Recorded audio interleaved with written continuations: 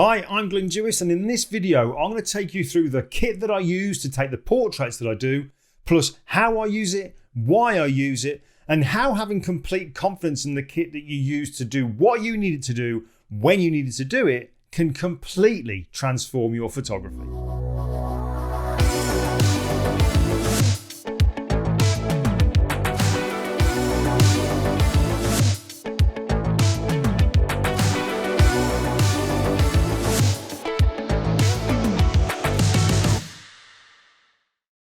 Okay, so to kick things off, a huge thank you to both Sony and Wex for asking me to create this video, which is a great opportunity to answer some of the questions that I get from time to time, plus give you a bit of an insight into how I use the kit depending on who I'm photographing. So let's kick off with what I have in my bag on a typical portrait shoot. All right, so to kick things off then, in the outer panel of my bag, I generally keep just odds and sods. There's a stand for a GoPro, some miscellaneous bits of kit. And in here, I carry just a load of spare batteries. Batteries for the camera, for the video monitor, and also for my tethering, which I'll show you in a short while. But inside the main bag, I've got just a few little odds and sods here, like microphones, GoPro. I think there's another little bag here that contains another little microphone. And then we have a DJI Osmo Pocket for doing some behind the scenes footage. This is a video monitor and some filters. We've also got a tether cable for when I'm shooting tethered to the laptop. And in here again, some other filters, different varying filters there for when I'm actually doing some video. And of course, a grey card, an essential piece of kit. And in here we have some triggers. This is for triggering speed lights if I'm using a speed light. This is my Westcott trigger for triggering the main light that I'll show you in a short while. And this is my Tether Tools Air Direct for shooting wirelessly tethered. Backup camera, Sony a7R II. Put that to one side just there. Here's my main shooting camera, the Sony a7R IV, which I absolutely love. And then my two go-to portrait lenses. This is the 85mm G Master. Razor sharp, and then the other one which I like for seated or standing portraits is the Zeiss, the 55mm lens. And then there's just some other odds and sods. Here's some more batteries and a cable, and what have we got in here? We've got memory cards as well. So that's pretty much it. Oh, and just one more thing, we've got some AA batteries and a multi-tool. You can never go anywhere without having a multi-tool. All right, so as you saw in the video then, this is my main working camera. This is the Sony a7R IV. I absolutely love it, and it's a real beast. I was using the Sony a7R II for a good while before this one, and I've fairly recently upgraded, and it is a noticeable difference. The detail I'm able to capture with this, especially when it's kind of connected up with the 85mm G Master, is off the scale. It is unbelievably detailed. You'll see in a short while when I'm taking these really close-in portraits, the detail that you can capture in the eye is just incredible, and the individual eyelashes. That's the combination 85 G Master and this one here. 61 megapixels, like I say, 15 stops of dynamic range, and loads of other stuff it can do. The menu, I find the menu really easy to navigate. It kind of takes a little bit initially, I guess, because I used to shoot Canon. And it's a very different menu system, but once you get into it, it's just like any other system. And plus, you can also kind of put your little preferences in there that you can go to straight away, much as what I've done in this. But yeah, absolutely love this camera. This is more than a camera now. This is my assistant, and you'll see why I say that in a short while when I kind of go through how I actually do the photo shoots. All right, so before we dive into looking at just some of behind the scenes on portraits that I take, and the way that I use the kit to get the very best out of them, I just want to cover just some of the things that you would have seen me pulling out the bag as well. And one of those is the L bracket. And you can see here's my Sony a7R IV, and you can just about see this piece of kit that goes down one side and underneath. And you can see the Arca Swiss plate there for attaching to the tripod. Now, the great thing about this L bracket is, and I've used these for quite some time, is that when you have your camera set up on the tripod, let's say you have it in landscape orientation with the lens at a certain height, if you then want to change the orientation of your camera, ordinarily what you would have to do is loosen maybe the ball head angle the camera over, and then adjust the height of the tripod to get the lens back to the normal height again. With an L bracket, you don't need to do that because it can attach to the tripod underneath and on the side. And the way they're made is that when you take the camera from landscape, you literally pull it out of the actual ball head, rotate the camera, drop it back down and tighten it up. And the way they're made means that the actual lens is at the same height. So they're really, really convenient. Another good thing about the one that I'm using is it's also got this little attachment on the side here, like an additional cold shoe or hot shoe attachment there. So when I have, where is it now? Here's my trigger for my lights. That goes into the hot shoe, but I also use this wireless trigger here for my for tethering rather. It's called the Air Direct from Tether Tools. That also fits onto your camera using like the cold shoe.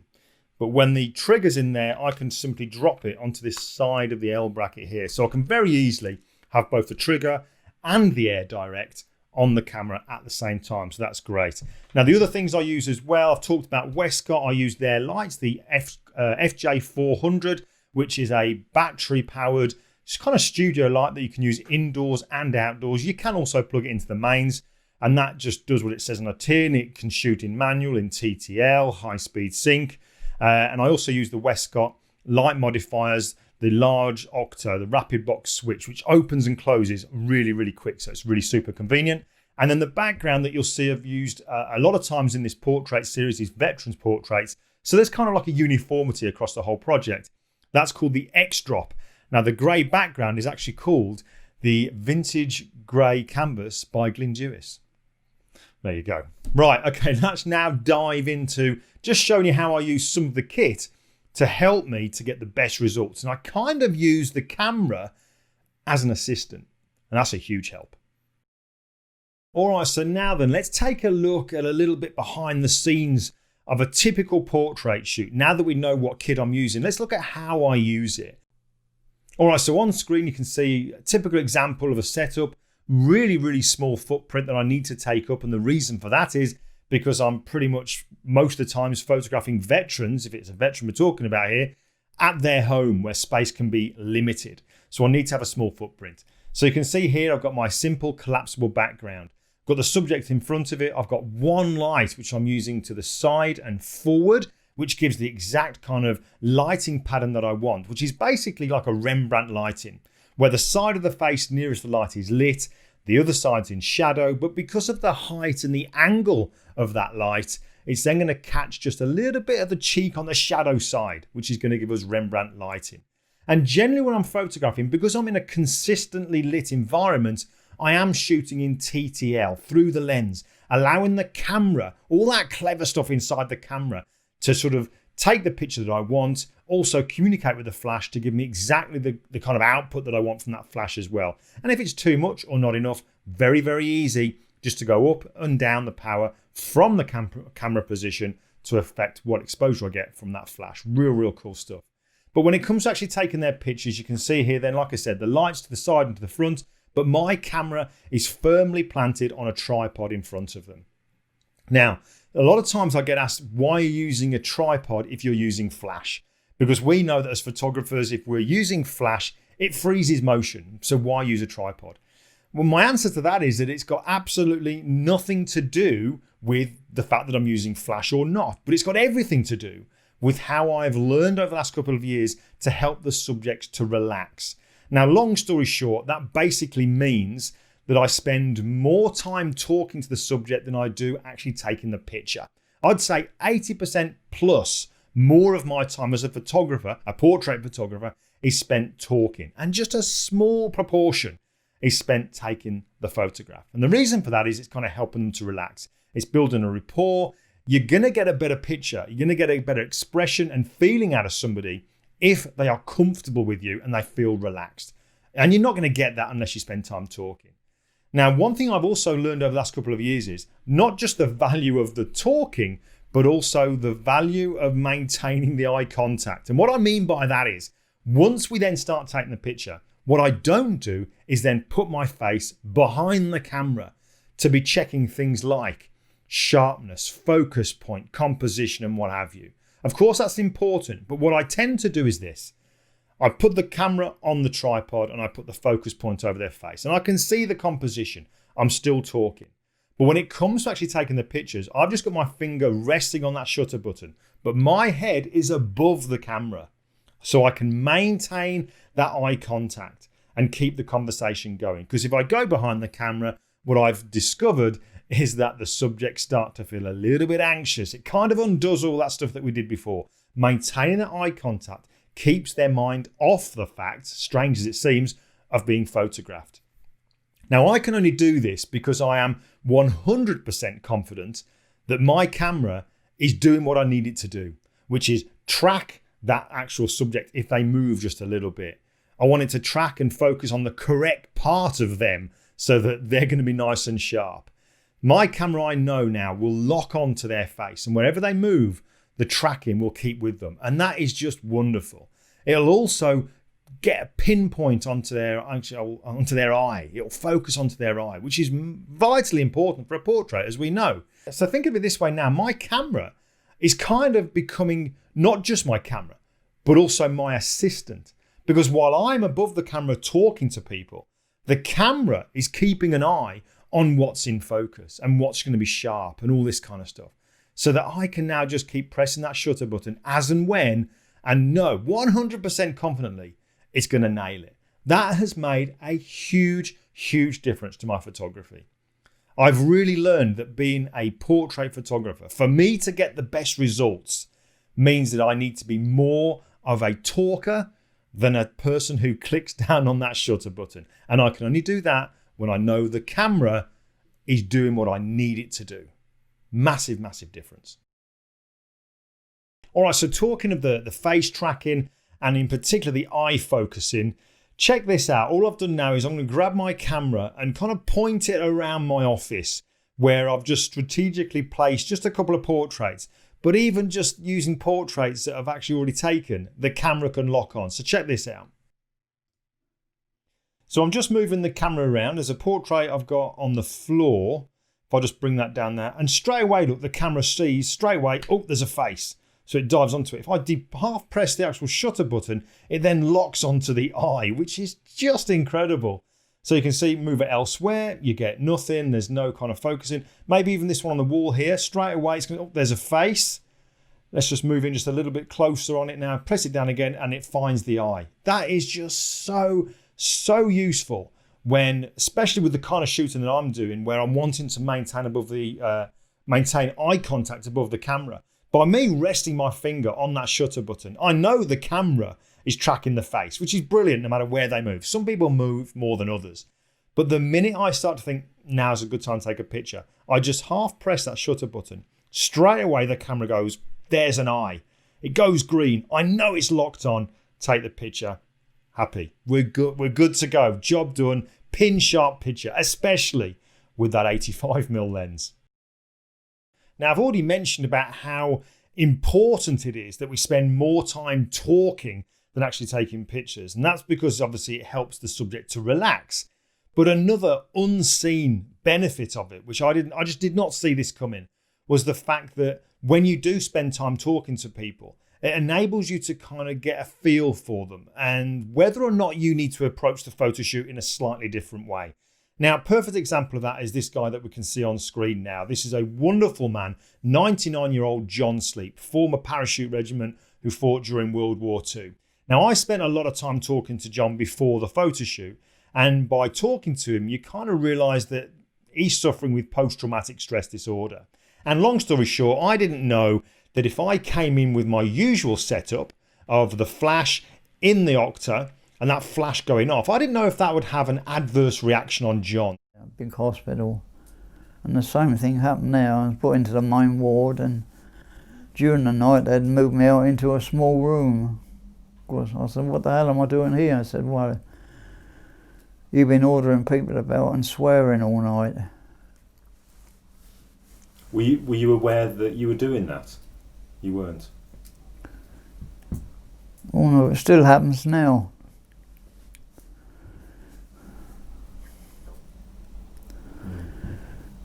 Yeah, the wife used to say to me, you've been in the army again. So I decided, instead of using a flash, that I would use a video light, a daylight balanced, constant video light, which is great because once you've set it up, it really is a case of what you see is what you get. The light's on, you can see the lighting pattern, fantastic. However, in the camera, this is where that built-in technology can really, really help you out.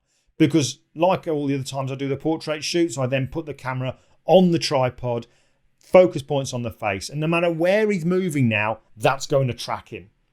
But bearing in mind, I'm kind of wanting to approach this photo shoot just a little bit different. I need to be sensitive to his needs, so I'm not using the flash, but also so that he's unaware that I'm taking a photograph. I can then dive into the menu on the camera and turn on what's called silent shutter. Now, this is going to enable me to take a photograph without there being the click that you would expect to hear and without having the flash go off. So while John is kind of merrily chatting away, I can very casually take photographs, especially as I've also plugged in a cable release into the camera, so my hands are nowhere near that shutter button. They're just kind of relaxing on my lap as we're talking. The camera is now tracking him. When I half press down that shutter cable, the release, it locks onto his eye. I fully press it. I know I've got a razor sharp picture, but John's completely unaware of it. And that was needed in this particular case. It's not in every case, but with some people, when you have to approach them different, you have to adapt to their needs for you to get what you want out of this photo shoot. Having that technology enabling you to do that is wonderful. So anyway, just talking about that silent shutter, I want to get you to see, or rather hear, the difference. Now I've got the camera here. This is where the shutter is normal. So I'll just kind of aim it to somewhere in the room, take a picture, and I'll put it near the mic, and you can hear it. That's the shutter going off. It's not excessively noisy anyway. But if I now dive into the menu, and let's have a look here, we'll then turn on silent shutter. So we turn it on, and now take another picture. I'll have to keep making a noise so that you know that I'm not dubbing this out. So 1, 2, 3, 4, 5, 6, 7, 8, 9, 10. Honestly, I promise you I took a picture then. I definitely took a picture. In fact, if I just put it this way around, so you can see the back of the camera. There you go. Took a picture, no noise. So the silent shutter is brilliant. I used to think that that was only for maybe wedding photographers, so that when they're in there taking the service, they don't want to disturb anything, so they can turn on that shutter so it's all very, very quiet. But really, this technology just comes into a world of its own when you kind of use it, not just in those environments, but when you use it for kind of working towards those people's needs and being, like I said, being sensitive. So incredibly useful bit of kit. Now, if you do get a chance, and I really hope you do, to check out the dedicated website for the project, and the address is just 3945portraits.com. What you'll see on there in the portfolio is that not every veteran has had a close-up headshot done. And that's because it's just gut instinct. Sometimes you just feel that it's not appropriate. You don't want to overstep that mark. Because obviously one thing you want to do is to make sure that when you leave a portrait shoot, you leave the subject with a good feeling. So it makes it much easier to go back the next time, and much easier for the next photographer who may want to photograph them next time. Do you know what I mean? Rather than just outstaying your welcome or making them feel uncomfortable. But when it comes to actually doing the close-up portraits, I've talked about it already that I use, obviously, the Sony a7R4 and the 85mm. The combination of those two together is just a match made in heaven when it comes to these close-up, shallow depth of field portraits. And I say shallow depth of field because, again, that's just something I've been asked about before, is that what you notice with these portraits is that the eyes are absolutely razor sharp. But then beyond the eye sockets, everything else is starting to go out of focus. So it's an incredibly shallow depth of field. I think I photographed them maybe at f1.8 or sometimes f2. Now that's very, very shallow. It's just a creative choice. Because having spent time talking to these veterans, the stories that they tell you, you can see them in the eyes. And it's the eyes that I want you to be drawn into as a viewer. So that's why I choose to do f1.8 or f2. Now, shooting that wide open can be quite challenging because there is hardly any room for error. You could try to focus on the eye, but inadvertently photograph or focus on an eyelash. That it could be that much of a difference. where the eyelash could be nice and sharp, but the eye could be out of focus. So what I have with this Sony here, what I'm able to use is something called focus peaking. And this has been brought over from the video world. It is incredibly useful.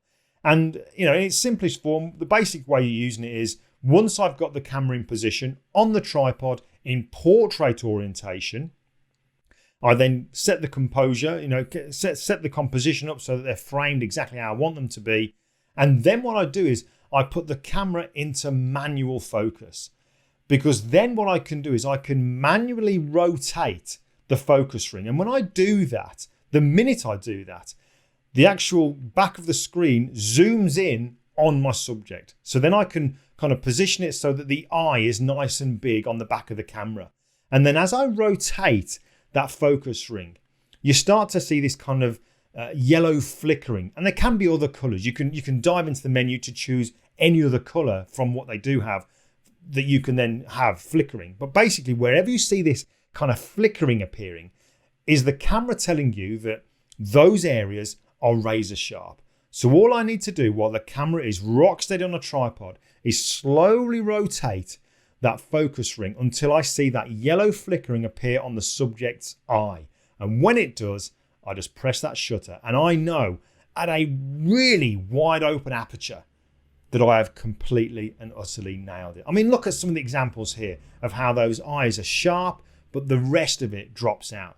I honestly don't think I could have done that without this kind of technology. So I'm loving now the marriage of photography and technology, on people skills and technology, that can allow you to take these kind of pictures much easier than maybe we would have been able to do before. And I say that as well because when it comes to this particular project, it is vitally important that I get what I get when I get it. Because if we're being honest, I may never have the opportunity to return to take that picture again. So I need to have total and utter confidence in my kit. I need to know that what I've got in my kit is going to allow me to do what I want to do, such as focusing on an eye at wide open aperture, so that I can get what I get.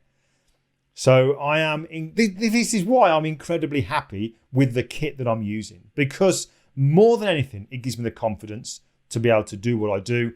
And more than ever, I am now so happy with the kit that I'm using, my workflow, everything now seems to be falling into place. And I'm convinced that is why my photography has improved over the last couple of years, because of technology and what it's allowing me to do, which is relax, gain confidence, and engage more with the subject.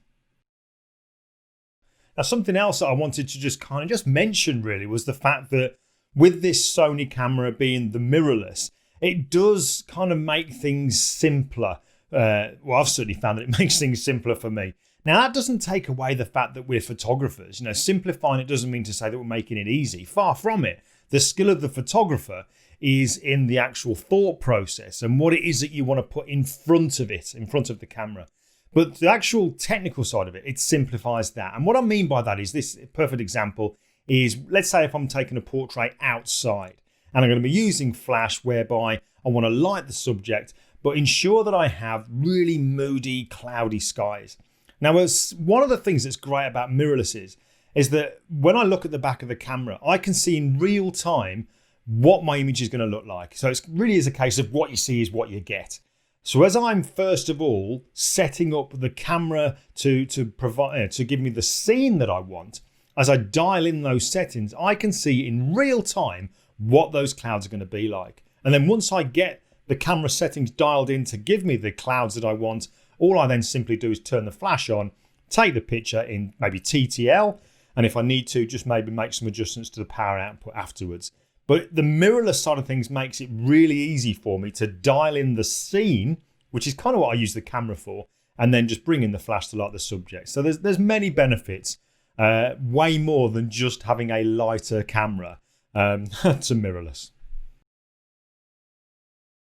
So I hope in some way that's been useful so that you can see how I go about taking the portraits that I do, what kit I use, how I use it, why I use it, and ultimately how it gives me, the technology inside all this stuff, gives me the confidence to be able to sort of hand over stuff to the camera to do while I engage with the person. And that's been, like I said, that's been a massive, massive difference for me over the last couple of years to help improve my portraits. One thing I will add is that I have paid for every single piece of my kit. Okay, nothing's been given to me so that I can then come here and, I don't know, maybe say good things about it just because it was given to me. That's not the case. I'm very much a believer in using what is fit for purpose. And I started out as a Nikon shooter. I moved away. There were certain reasons why I moved away. One of them was to do with the tethering. So I moved into Canon, and I loved my Canon. I absolutely loved it. It did what it needed to do for me at the time. But as I've grown as a photographer, as my retouching has changed, I found that the files I was getting from that Canon, which was a 5D Mark III, were breaking down in the shadow areas just a little bit. And that's just because of the way that I, edit my pictures.